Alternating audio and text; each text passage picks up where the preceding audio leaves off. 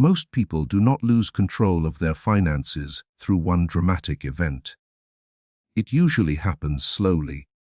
A little extra spending here, a delayed decision there, a bill ignored for a few days, a purchase justified because the week was stressful, a paycheck received and then quietly absorbed by obligations, habits, and routine expenses before there is any real sense of progress.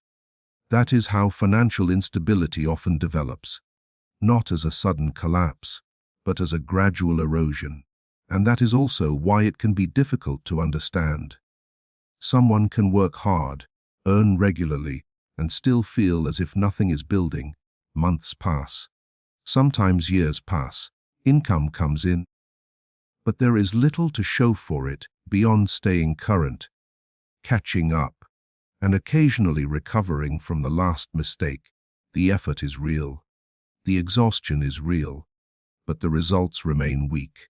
Why does that happen so often? Why do so many people remain financially strained, even when they are not irresponsible in any obvious way? The answer is usually not a single failure. It is a pattern of decisions that feel small while they are happening, but become costly through repetition. A pattern of reacting instead of preparing. A pattern of using money for relief, convenience, identity, or temporary comfort, while rarely giving enough attention to what those choices are doing over time. Most people can identify major financial mistakes. Large debt taken on without thought, expensive commitments made recklessly, major purchases made with no plan. Those are easy to notice because they stand out. What is harder to notice are the behaviors that look normal, the habits that fit into ordinary life so easily that they never seem serious enough to question. Buying things to change a mood, avoiding account balances because looking creates discomfort, assuming higher income will solve problems that are really caused by weak financial control, treating saving as something to begin later, letting subscriptions, fees, convenience spending, and quiet upgrades become permanent, making financial decisions based on pressure, comparison, fatigue, and impulse. None of this feels dramatic in the moment. That is part of the problem. Financial damage often hides inside ordinary behavior. A person may not think of themselves as financially careless because they pay their bills on time. They may not think they have a spending problem because they are not making huge purchases. They may not think they need a better system because everything appears manageable from month to month. But manageable is not the same as stable. And stable is not the same as strong. A person can survive financially for a long time without actually improving. They can keep moving, keep paying, keep earning, and still remain vulnerable to the same pressures year after year. One unexpected expense can still disrupt everything. One interruption in income can still create panic. One difficult month can still undo months of effort. That kind of fragility does not usually come from one bad choice. It comes from repeated habits that weaken the structure underneath a person's financial life. Many people think financial progress depends mostly on income. Income matters, of course. Lack of income creates real limitations. But even when income rises, many people discover that their financial stress does not disappear. It changes shape, but it does not leave. That can be confusing until a deeper pattern becomes visible. Money does not only respond to how much comes in, it responds to how it is handled once it arrives. If money enters a system with no direction, no restraint, no awareness, and no long-term purpose, it tends to disappear in ways that feel reasonable at the time. Not because the person is foolish, but because daily life is full of opportunities to trade future stability for present ease. And present ease is persuasive. It always has a reason. You worked hard. You deserve this. It is not that expensive. It will make life easier. Everyone spends on things like this. You can save later. You will make more next month. These thoughts are common. They sound harmless. Sometimes they are harmless in isolation. But personal finance is rarely shaped by isolated decisions. It is shaped by repeated ones. That is why two people with similar incomes can end up in very different positions over time.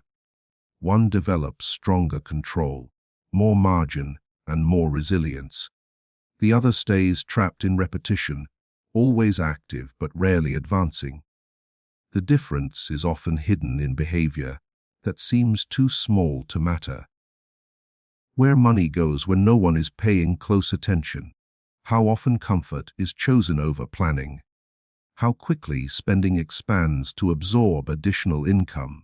How often stress leads to financial decisions that feel good immediately but create pressure later. How long people wait before learning the basic systems that govern their money. How often they tell themselves they will get serious once life becomes less busy, less expensive, or more predictable. But life rarely becomes less demanding on its own, and money rarely improves through neglect. Financial stability usually begins much earlier than people think. Not when income reaches some ideal level. Not when all debt disappears overnight. Not when a perfect plan arrives.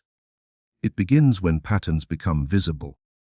Because once a person can clearly see what has been quietly draining progress, they are in a very different position. They stop treating financial stress as a mystery. They stop assuming they simply need a break, a raise, or a better month. They begin to see that some of the pressure comes not only from external conditions, but from recurring decisions that can be changed. That realization is not always comfortable. It is easier to blame a number. It is easier to blame prices, timing, or bad luck alone. Those things matter, and many financial struggles are influenced by forces outside personal control. But even within difficult conditions, habits still shape outcomes. They shape whether income creates progress or only movement. They shape whether expenses are directed or simply tolerated.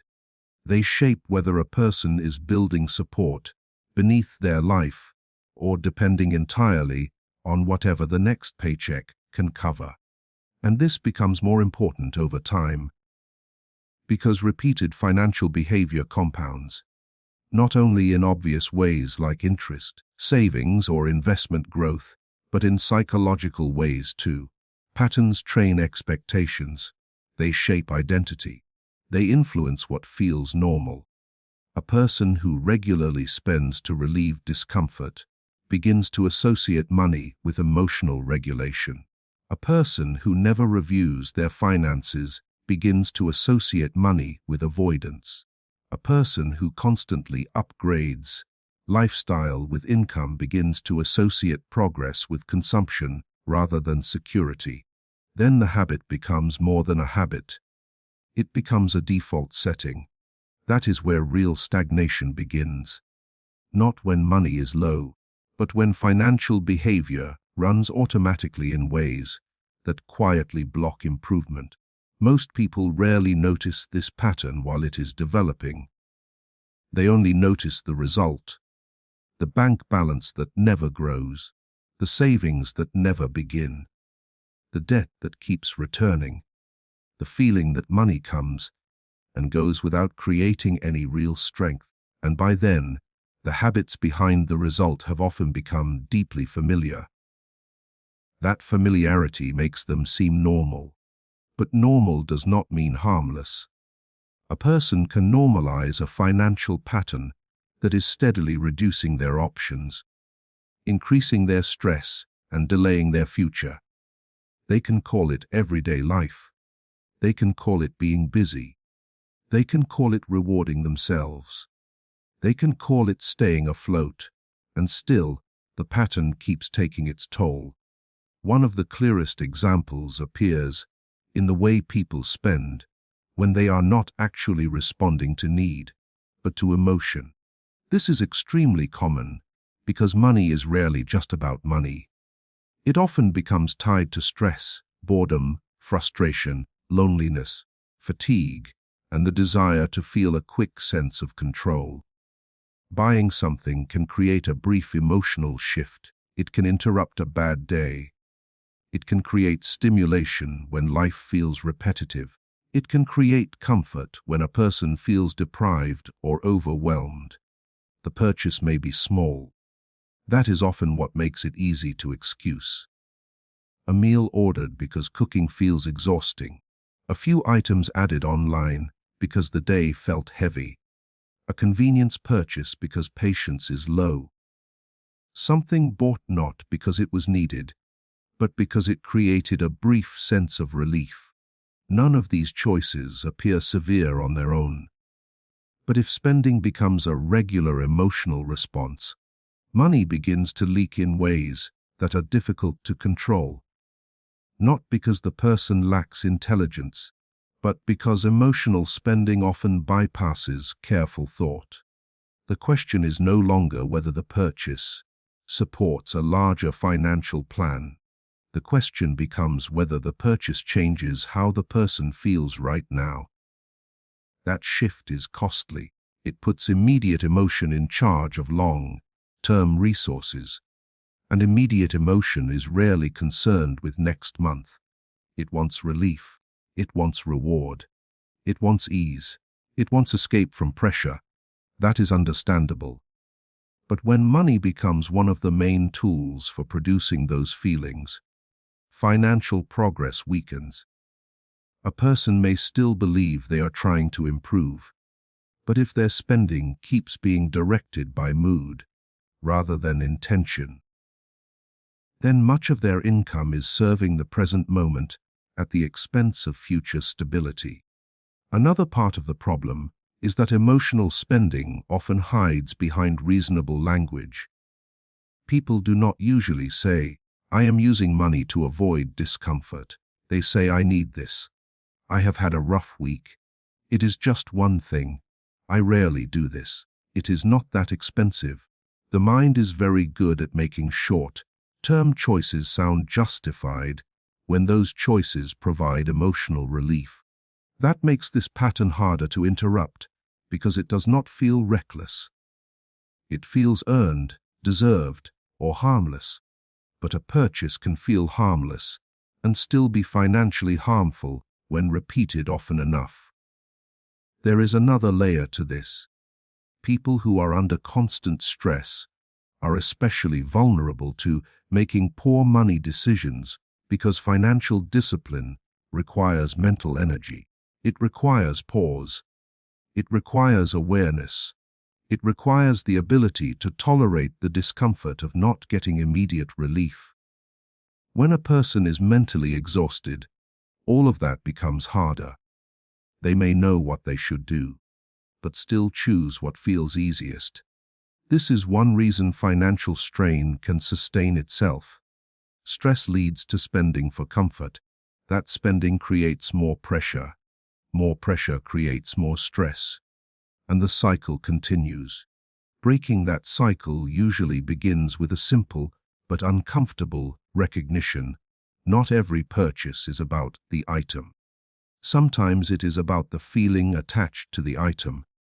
And unless that is noticed, money will continue to be used as a quick emotional solution, even while the larger financial picture remains weak. But another behavior quietly reinforces the cycle. Many people move through their financial life with very little real awareness of where their money is going. They know the large expenses, rent or mortgage, utilities, food, transportation, basic obligations, but beyond that, the flow becomes vague. Purchases happen, transactions accumulate, money leaves, and unless there is a crisis, the details are rarely examined.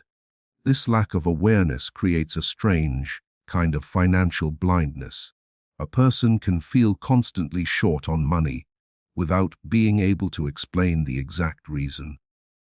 They know they are working. They know they are earning. They know they are not making extreme choices. Yet their accounts remain thin, their savings stay minimal, and each month feels tighter than expected. Without clear visibility, the explanation stays hidden, and hidden patterns are hard to change.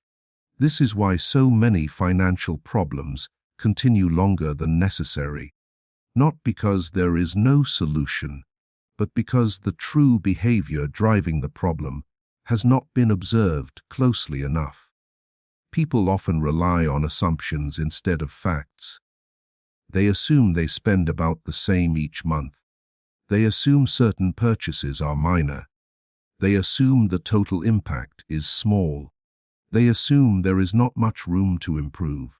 Then they finally review their spending honestly and discover a very different reality.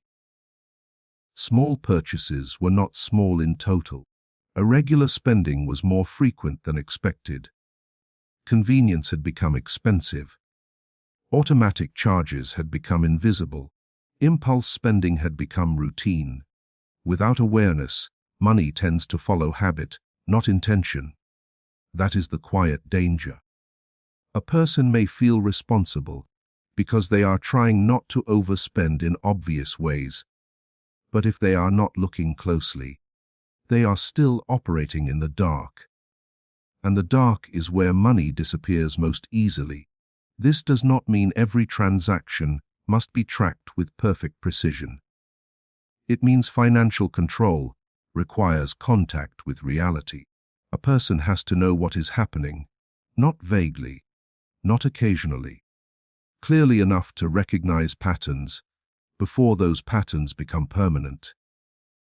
Avoidance often gets in the way of that clarity.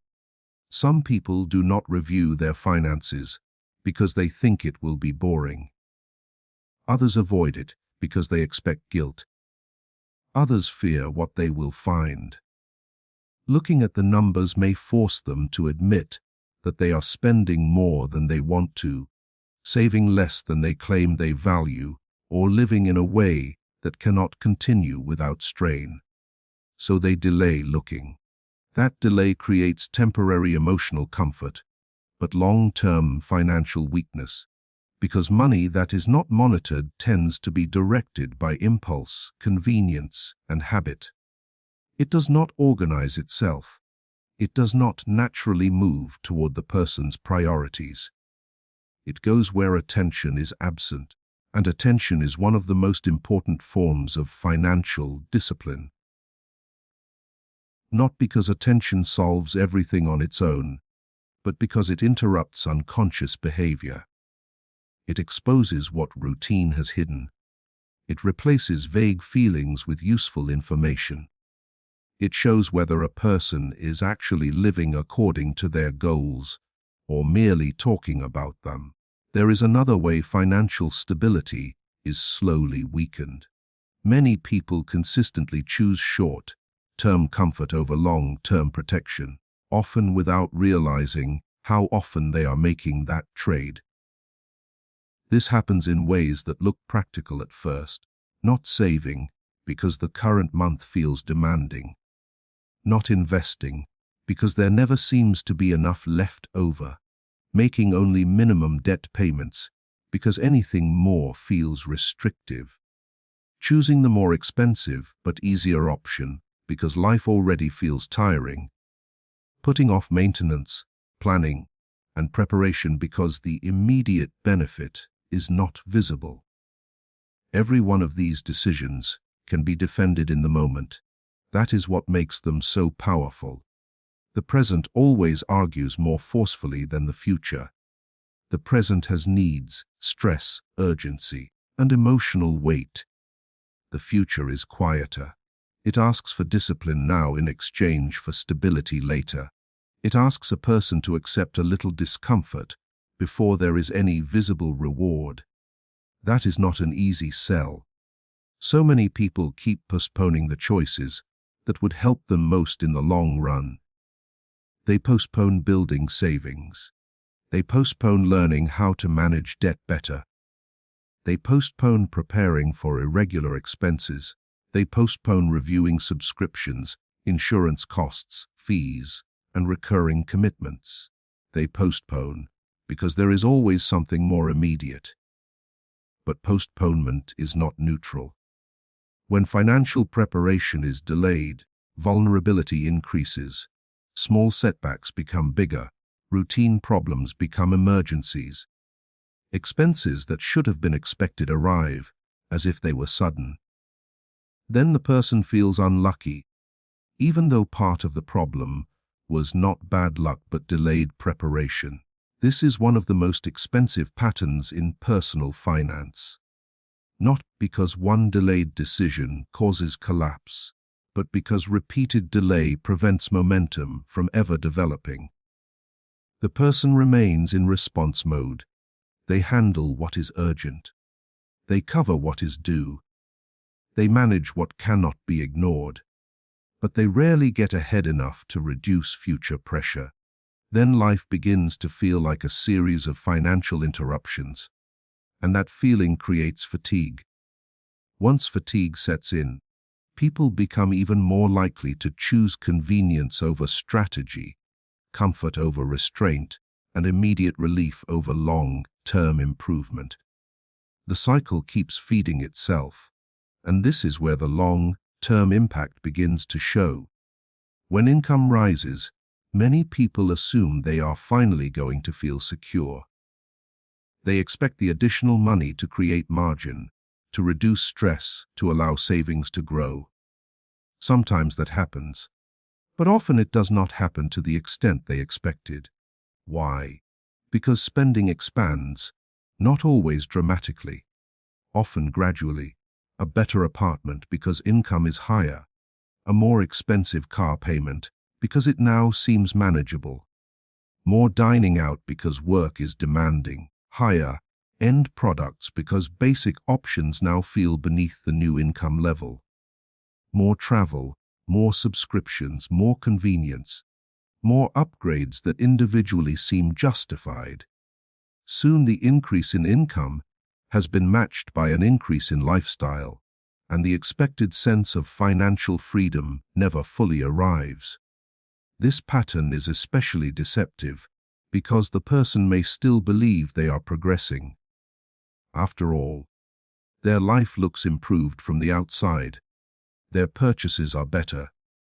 Their environment may be nicer. Their consumption has become more polished. But if the extra income is being absorbed by a more expensive version of everyday life, then the underlying financial position may not be much stronger. In some cases it becomes weaker. Higher fixed costs create less flexibility. Bigger commitments create more dependence on continued income. A lifestyle built close to the edge of earnings can feel impressive while being financially fragile. That is why increased income does not automatically create wealth or security. If every raise becomes permission to spend more, then earnings can rise for years without producing meaningful stability. The person becomes trapped at a higher level of consumption, still needing each paycheck, still vulnerable to disruption, still wondering why more money did not solve more problems. This is not an argument against enjoying improvement. The issue is not lifestyle itself. The issue is automatic expansion. When every financial gain is converted into immediate living cost, the future gets nothing. The raise does not strengthen savings. It does not reduce debt faster. It does not build investments. It does not increase flexibility. It simply funds a new normal. And new normals become hard to reverse. People adapt quickly to better comfort. What felt like a luxury becomes standard. Then reducing it feels like loss, even if the earlier version of life was perfectly manageable. That emotional attachment can trap people in expenses they no longer question. Another pattern quietly contributes to financial weakness: avoiding learning how money actually works. Many people spend years earning money without developing a clear understanding of how to manage it well. They may know how to work hard, but not how to build systems around what they earn. They may know how to cover expenses, but not how to use money to create resilience. They may know the basic language of bills, accounts, and debt, but not the deeper logic of planning, compounding, cash flow risk, or opportunity cost. This gap matters more than many people realize. Because without financial understanding, a person tends to make decisions based on feeling, familiarity, and convenience. They rely on whatever seems normal in their immediate environment. They respond to offers, pressures, and products without fully understanding how those things affect them over time. Then money remains something they handle reactively, not something they direct with confidence. Some people avoid learning because they assume finance is complicated, technical, or only relevant to wealthy people. Others avoid it because they feel late, embarrassed, or overwhelmed. If they already have debt, inconsistent savings, or years of neglected financial behavior, learning more can feel threatening. It may expose how much they do not know. So they stay where they are. They continue using the same account habits, the same spending patterns, the same debt behavior, the same assumptions about what is possible. But financial confusion has a cost. When a person does not understand the mechanics of interest, debt structures, savings priorities, investment basics, insurance decisions, tax implications, or cash reserve planning, they are more likely to make avoidable mistakes. They may pay more than necessary. They may borrow under poor terms. They may delay beneficial actions because they do not understand them. They may leave money idle in ways that weaken long-term growth. They may overestimate how much income they need and underestimate how much management matters. The financial world does not pause while someone avoids learning. Bills still accumulate. Interest still compounds. Fees still apply. Opportunities still pass. A person does not need expert-level knowledge to improve their finances, but they do need enough understanding to stop treating money as something mysterious. The more money remains vague, the more control shifts away from the person earning it. And when money feels vague, many people rely entirely on income as their only support system. This is another fragile pattern. A paycheck is important, but a paycheck alone is not financial stability. It is cash flow, it is movement, it is current capacity. But if there are no savings, no reserves, no investments, no margin, no reduced obligations, and no systems protecting against disruption, then financial life depends heavily on continued earning without interruption. That is a risky position, even for high earners. As long as income is flowing steadily, the weakness may not be obvious. Bills are paid. Life continues. There may even be moments of comfort. But if something changes, job loss, reduced hours, illness, urgent travel, family responsibility, economic pressure, unexpected repairs, the absence of support systems becomes immediately visible. Then, the person realizes they were not standing on financial ground as solid as it seemed. They were standing on active income alone, and active income can stop.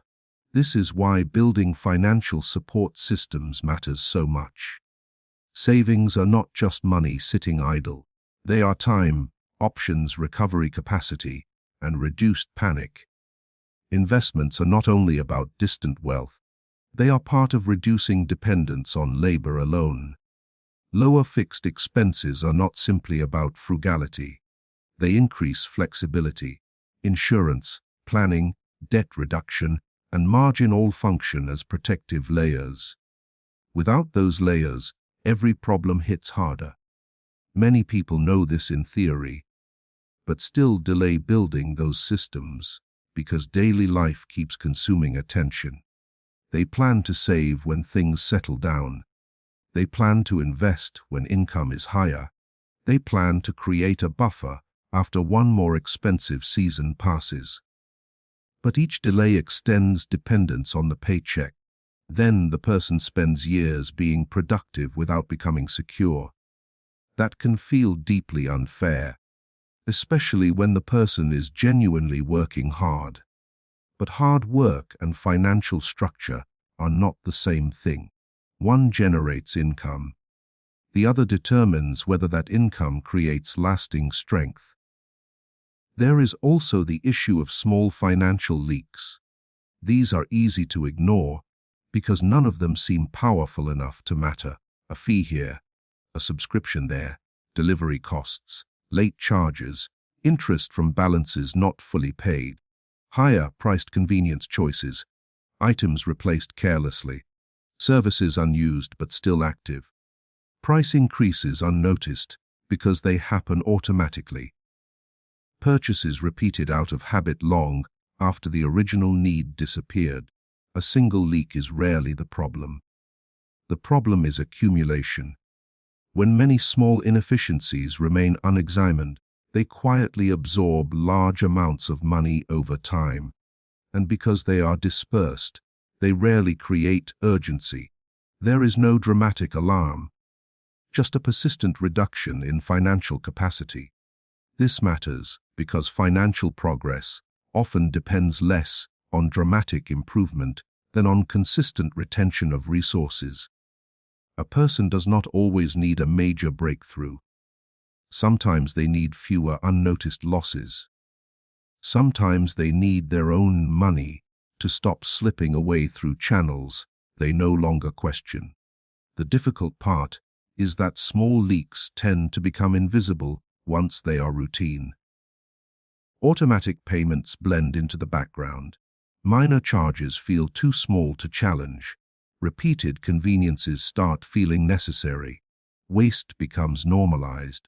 A person can live this way for a long time while still believing they are just dealing with ordinary expenses. But ordinary expenses deserve review too.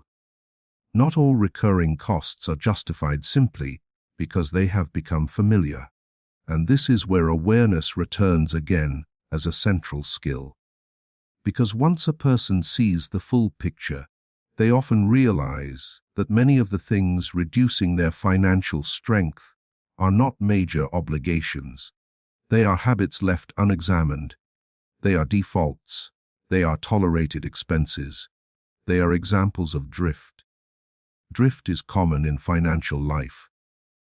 A person does not decide to weaken their finances. They drift into patterns that do it for them. Costs accumulate. Spending categories expand. Choices become automatic. Review disappears. And little by little, the structure becomes less efficient.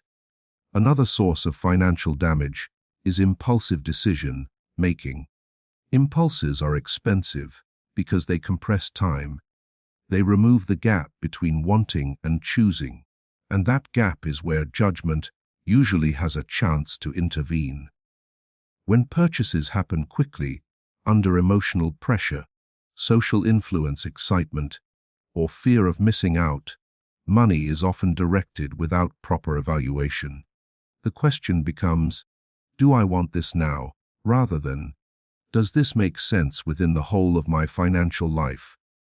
Impulse has many forms.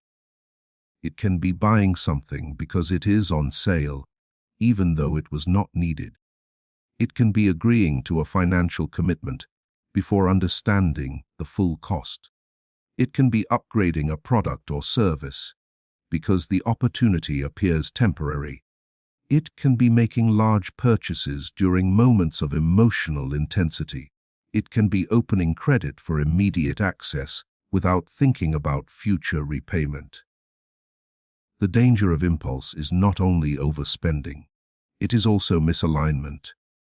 Money gets pulled toward whatever is loud, urgent, or appealing in the moment, while quieter priorities, savings, debt reduction, future planning, remain underfunded. People often think of impulse as a personality issue, but it is more often a systems issue. If there is no pause built into decision, making impulse becomes much more likely. If spending is frictionless, if accounts are not reviewed, if goals are not visible, if emotional awareness is low, if boundaries around discretionary spending do not exist, then quick decisions become the default. Many financial regrets are simply decisions made too fast, and speed favors emotion. This is especially true in environments designed to encourage immediate action. Easy checkout, stored payment information, instant approvals, constant exposure to products and upgrades, all of this reduces resistance. A person does not need to be highly impulsive to spend impulsively in such conditions. They only need to be tired, distracted, stressed, or temporarily excited. That means discipline often depends less on willpower than on creating enough pause for thought to return. But many people resist planning because planning feels restrictive. They associate budgets, spending limits, and financial reviews with deprivation. They fear that structure will remove spontaneity or expose limits they would rather not face. So they avoid making a clear plan for their money. Then money gets used without clear purpose. This creates a false sense of freedom at first. Without a plan, a person can spend according to mood, preference, and immediate circumstances. There are no categories to follow, no target amounts to meet, no reminders of trade-offs. But that freedom is often short-lived. Because money used without structure tends to create instability, and instability eventually produces a much harsher kind of restriction. When there is no plan, uncertainty increases. Can this purchase be afforded? How much is left this month? What should be prioritized first? Is there enough for upcoming bills? How much went to discretionary spending? Why does the account feel lower than expected? These questions become sources of anxiety precisely because there was no prior decision. The person is forced to evaluate in real time, often after much of the money has already been spent. Planning does not eliminate all financial pressure, but it reduces chaos. It gives each part of income a role. It creates boundaries before temptation appears. It makes trade-offs visible. It helps a person see whether their current behavior matches what they say matters. Without that structure, financial life stays reactive. Many people say they do not like budgeting, when what they really dislike is confronting the gap between their priorities and their habits. A plan makes that gap visible. It reveals whether convenience is taking money from saving, whether entertainment is outrunning debt reduction, whether lifestyle inflation is consuming raises, whether recurring spending is crowding out future goals. That visibility can be uncomfortable, but discomfort is often the beginning of improvement. There is another common pattern that quietly delays financial progress.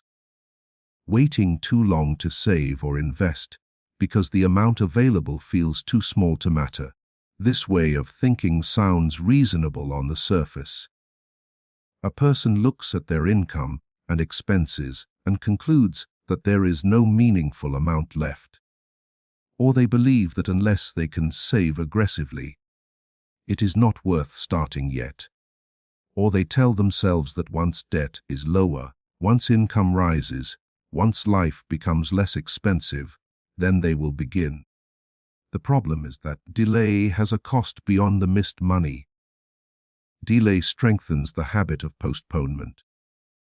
It teaches the mind that financial preparation belongs to a future version of life, not the current one. It turns saving into something conditional rather than normal. It creates a standard where the beginning must feel significant before it can happen at all. But financial strength is usually built through repeated action, not perfect timing. When saving is constantly delayed, the person remains exposed. When investing is constantly delayed, time is lost. When both are treated as optional until life feels easier, many years can pass without real accumulation. That lost time is difficult to recover. Not because every missed month is disastrous, but because compounding depends heavily on consistency and duration. The earlier a person begins building even small habits of retention and growth, the easier it becomes to increase them later. The longer they wait, the more improvement depends on larger future effort. And large future effort is exactly what many people struggle to sustain. This is why delayed saving often reflects more than limited money. It reflects a way of relating to the future. The future is treated as important in theory, but not important enough to receive anything now. It is always promised support later, then later keeps moving. Meanwhile, the present consumes everything. Most people rarely notice how often they are reacting to financial pressure instead of preparing for it. This may be one of the most draining patterns of all. When money is managed reactively, decisions are made under urgency. Bills are handled when they become due. Repairs are addressed when they can no longer be postponed. Debt is considered when balances become stressful. Savings are thought about after a problem occurs. Insurance planning and cost review happen only after damage has already been felt. Reactive behavior is expensive because urgency reduces options. A person under pressure often pays more, borrows faster, chooses less favorable terms, and experiences more stress. They are not deciding from strength. They are deciding from necessity. Preparation changes that. A person who anticipates expenses, builds reserves, reviews obligations, and creates margin before trouble arrives, is not depending on perfect circumstances. They are reducing the cost of imperfection. But preparation is quiet work. It rarely feels urgent until it is absent. That is why many people neglect it. The reward is invisible right away. Nothing dramatic happens when a person sets aside money for future repairs, or keeps an emergency fund, or reviews their insurance, or plans for irregular expenses. The day feels mostly the same. Yet those unseen actions are often what separate stability from crisis later on. Another behavior that interferes with financial progress is comparison. People do not make financial decisions in isolation. They are influenced by what they see others buying, wearing, driving, posting, discussing, and normalizing. Comparison changes expectations. It shifts the standard of what feels sufficient. It creates pressure to participate in consumption that may not match a person's actual priorities or capacity. This pressure can be subtle. No one may directly demand that a person spend more, but repeated exposure to other people's visible lifestyles creates a background message about what is normal, successful, or deserved. A person begins to feel behind, even if their basic needs are met and their own progress is reasonable. They begin to experience ordinary life as lacking, not because of what they truly need, but because of what others appear to have. That emotional shift has financial consequences. It encourages spending for identity. It encourages upgrades for appearance. It encourages purchases that are less about usefulness and more about keeping pace. This is dangerous because comparison has no natural stopping point. There will always be a higher standard to look at, a more polished version of life, a more expensive expression of success. If spending decisions are shaped by external reference points, financial peace becomes difficult to reach. The target keeps moving, and much of what people compare themselves to is incomplete anyway. Visible spending says very little about actual stability. A person can appear financially successful while carrying heavy debt, weak savings, high stress, and fragile dependence on continued income. Another person can appear ordinary while quietly building strong reserves and long-term flexibility. Comparison confuses appearance with strength. That confusion leads many people to spend toward the wrong goal.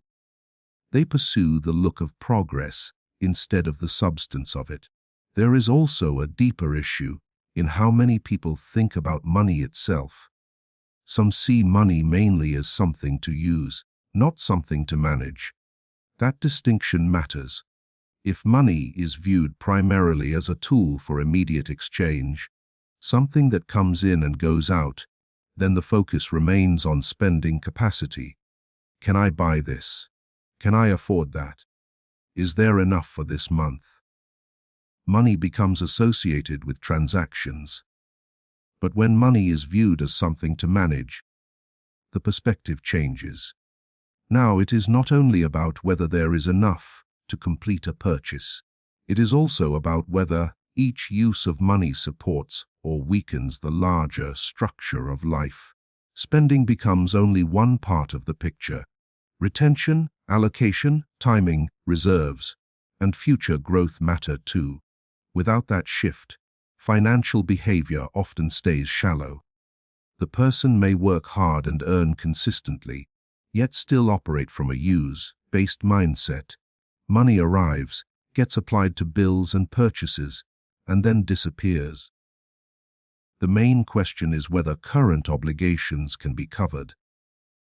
There is little thought about building systems, protecting future options, or directing money toward longer-term stability. This mindset keeps people close to the surface of their finances. They are using money, but not governing it. That is one reason earning more alone often fails to transform financial outcomes. If the mindset remains unchanged, larger income simply moves through the same behavioral patterns at a greater scale. Another overlooked issue is inconsistency. Many people can be disciplined for short periods. After a difficult month, they review their spending carefully. After a stressful bill, they promise to save more. After seeing a low account balance, they cut back for a while. After feeling behind, they create a plan. But the effort does not last. Once the immediate pressure fades, old patterns return. Spending loosens, reviews stop, savings decline, attention drifts. The person falls back into financial autopilot. This inconsistency is costly because progress depends less on intense short-term effort than on repeated, stable behavior. A person does not usually strengthen their finances by being highly disciplined for 10 days after a scare. They strengthen them by continuing useful behaviors when there is no crisis forcing action. That is much harder. Crisis creates motivation. Routine requires self-direction. And routine is where many financial improvements break down. People want visible results quickly, but much of sound money management feels uneventful. Spending slightly less than you could. Saving before you feel ready. Reviewing recurring charges. Declining upgrades you could technically afford. Waiting before making purchases. Maintaining systems. Repeating basic decisions month after month. There is nothing exciting about this. Yet this is where financial strength is usually built. The absence of excitement causes many people to underestimate the value of consistency. They look for major changes while neglecting the repeated behaviors that actually create resilience. There is another pattern that deserves attention. Many people focus heavily on earning more while giving too little attention to managing what they already earn. Wanting higher income is understandable. In many situations it is necessary, More income can create options, relieve pressure, and increase capacity. But when the focus on earning more becomes a substitute for managing current money better, it creates a dangerous illusion. A person begins to believe their financial problems are mainly income problems, even when part of the issue is behavioral. They imagine that the next raise, the next opportunity, or the next job change will solve what current discipline has not solved. So they postpone confronting inefficient habits because they expect future income to cover them. Sometimes future income does arrive, but the habits often remain. Then, the same management problems continue at a higher level of earnings. More money comes in, but more money leaves. The person may feel temporarily relieved, yet the deeper issues still shape the outcome. Spending remains loose, planning remains weak, savings remain delayed, lifestyle keeps rising, financial awareness remains inconsistent. Then they need another increase, and another. This creates a treadmill effect. Financial relief is always tied to earning more, because current money is never being handled in a way that creates enough stability on its own. That is exhausting. It also places enormous pressure on work to solve problems that work alone cannot solve. Income matters. Management matters too.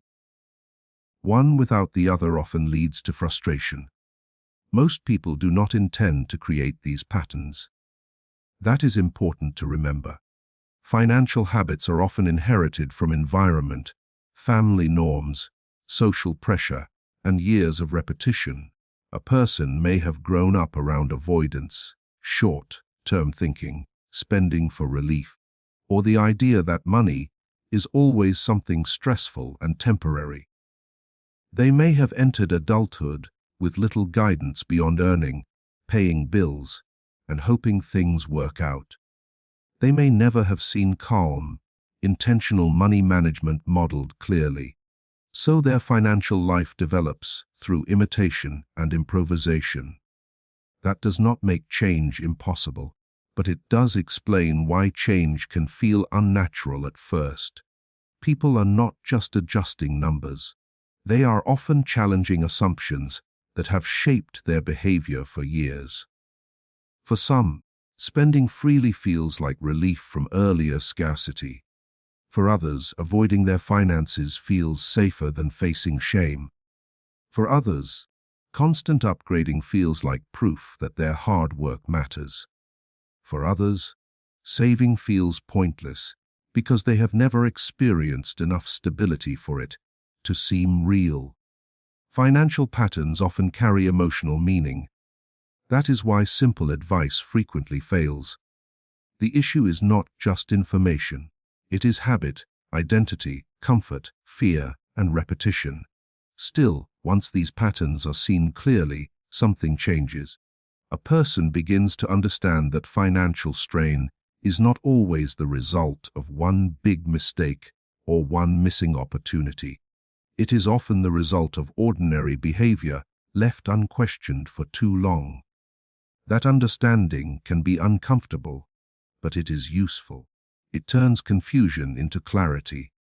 And clarity matters because vague financial stress is hard to improve. When someone only knows that money feels tight, every solution seems abstract. Earn more, spend less, save better, be more responsible. Those ideas are too broad to produce change by themselves. But when the actual patterns become visible, the path becomes more concrete. Money is being used to manage emotion. Spending is happening without full awareness. Comfort is repeatedly chosen over preparation. Lifestyle is expanding too quickly. Learning is being avoided. Income is carrying too much weight alone. Small leaks are going unchecked. Impulse is replacing deliberation.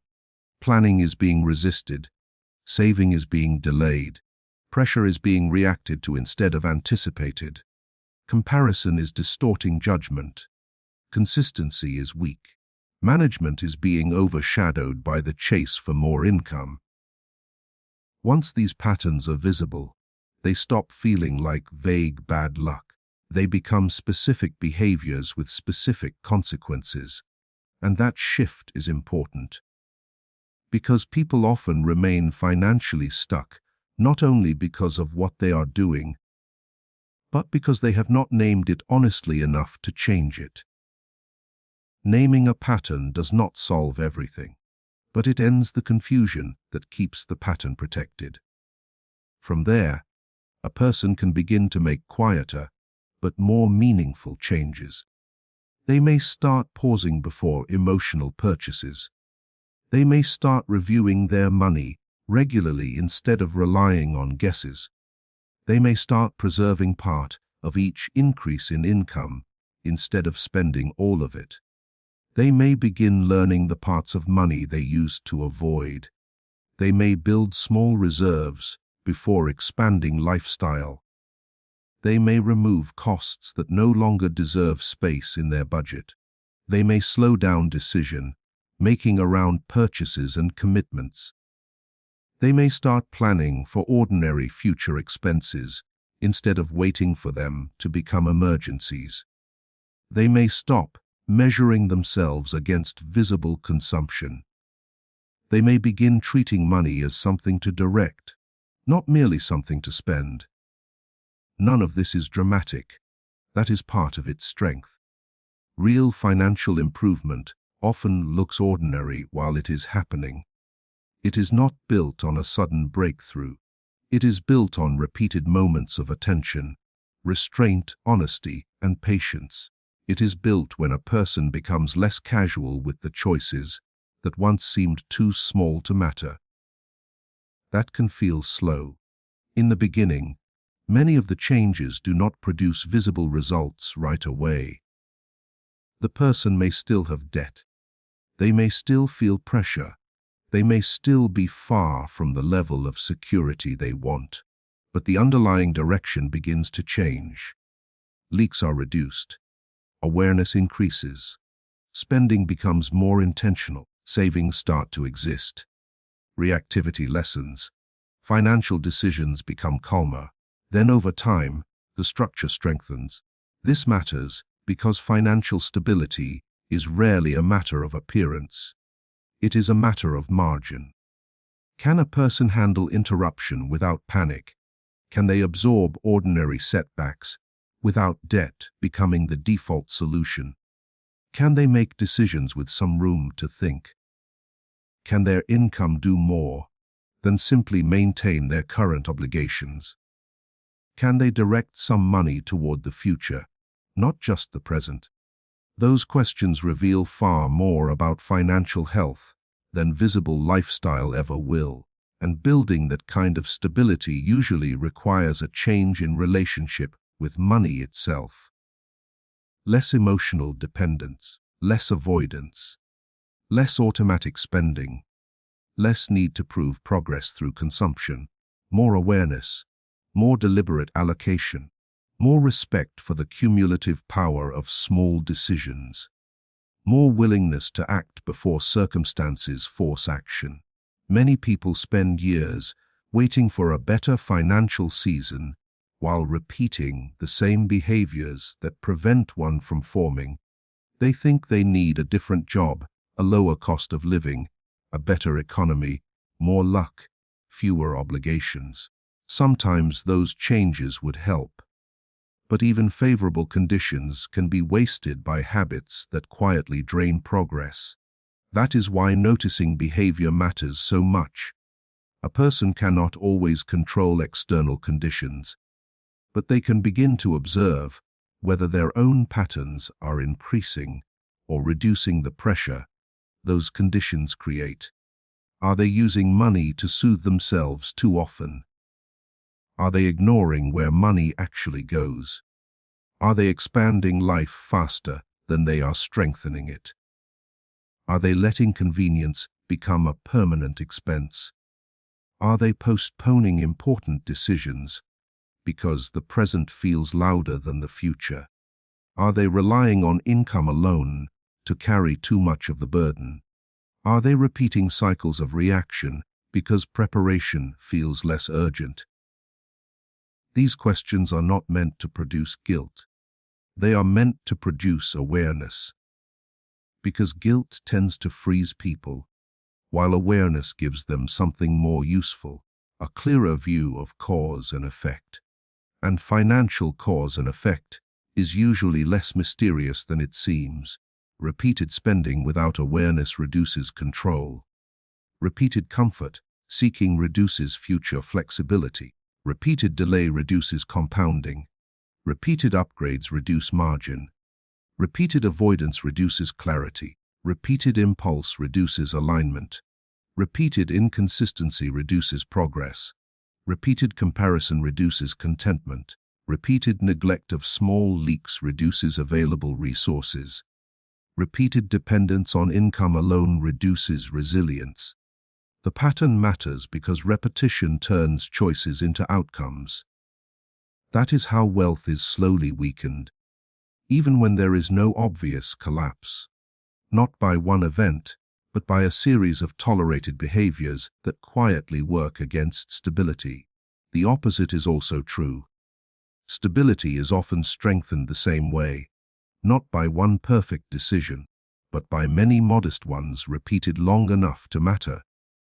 A person starts paying attention. They stop letting every emotion direct spending.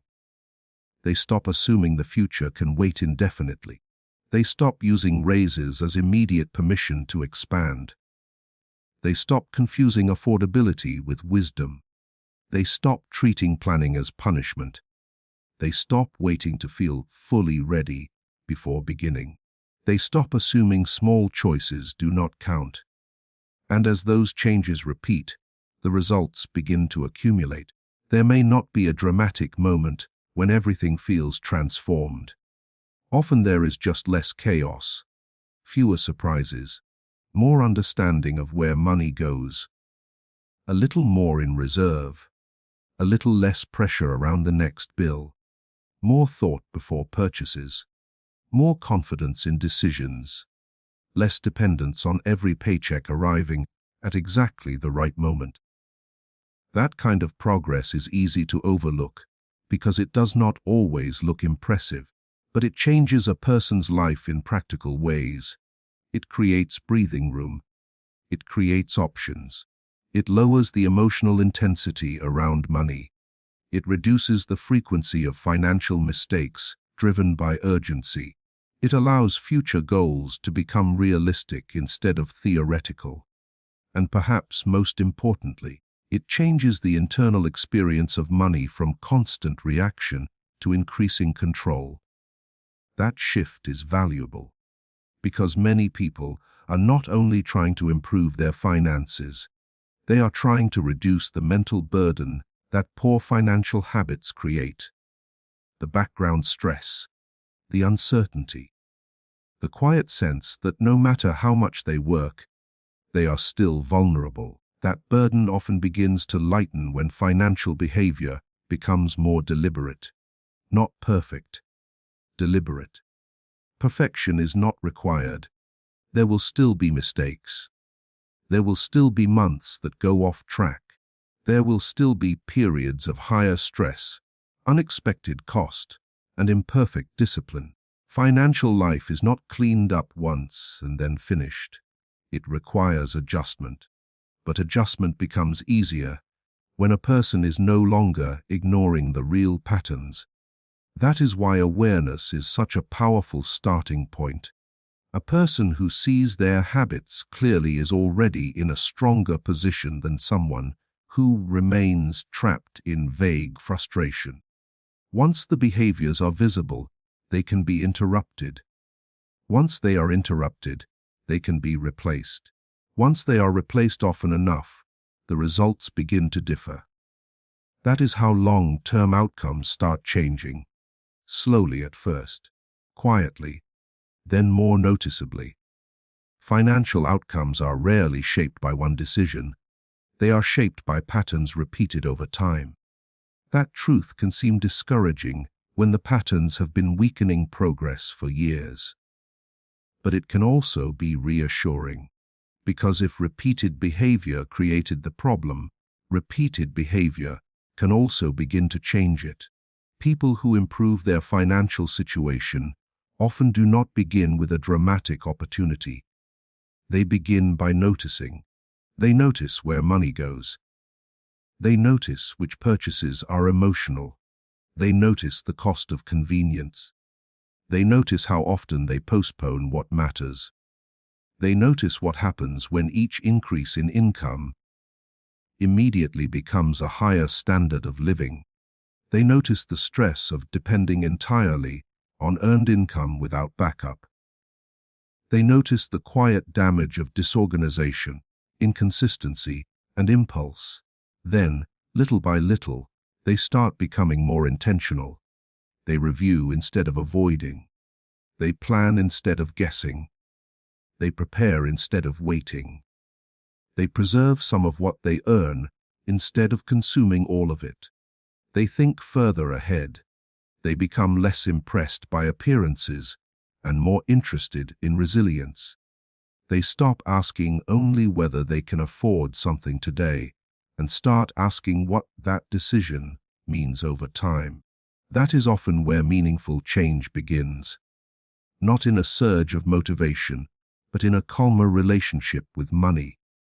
A more honest one, a more disciplined one, a more patient one. Most people search for a single opportunity that will change their financial future, but long-term financial stability usually begins with something much simpler.